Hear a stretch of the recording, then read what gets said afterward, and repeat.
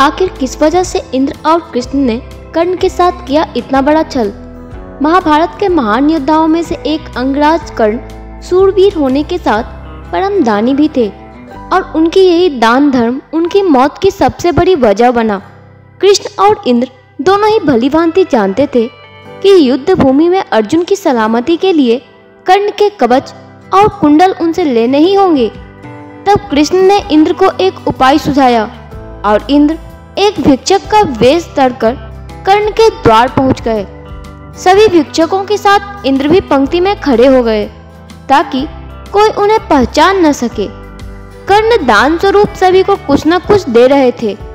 जैसे ही इंद्र की बारी आई तो उन्होंने कर्ण से कहा, हे राजन, मैं दूर से आया हूँ।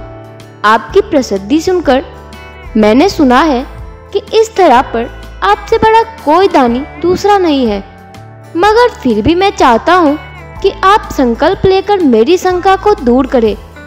इंद्र की इस बात को सुनते ही कर्ण ने ताव आकर अंजलि में जल भरकर तुरंत संकल्प लिया और बोले, हम प्रण कर चुके हैं, विप्रवर आप तुरंत मांगिए।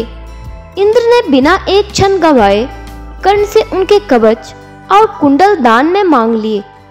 कर्ण ने हंसते हंसते अपने कवच और कुंडल खंजर की सहायता से काटकर अपने शरीर से अलग किए और भिक्षक के रूप में आए इंद्र को दे दिए। लेकिन जैसे ही इंद्र दूर खड़े अपने रथ पर सवार हुए, रथ भूमि में धंस गया। तभी आकाशवाणी हुई, देवराज इंद्र, तुमने बड़ा पाप किया है।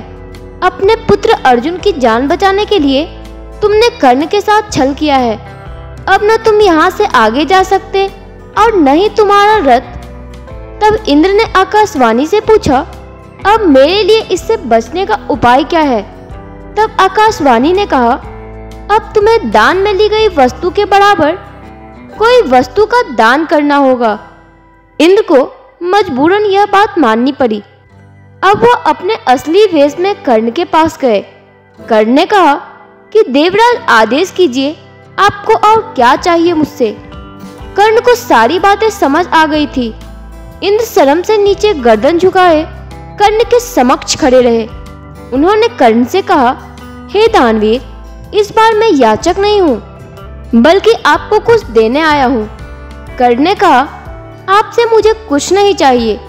कर्ण सिर्फ दान देना जानता है, दान लेना नहीं। तब इंद्र ने विनम्रता पूर्वक कहा, कर्ण, आपको मुझसे कुछ तो लेना ही पड़ेगा, अन्यथा मैं और मेरा रथ यहाँ से प्रस्थान नहीं कर सकेंगे। इस पर कर्ण इनकार ही करते। अंत में हार कर इंद्र अपना वज्र कर्ण को देकर चले गए। साथ में यह वरदान भी दिया, तुम इस वज्र का प्रयोग एक बार ही कर पाओगे और जिसके ऊपर भी चलाओगे वो बच नहीं पाएगा। कर्ण को मजबूरन उनके वज्र को रखना पड़ा।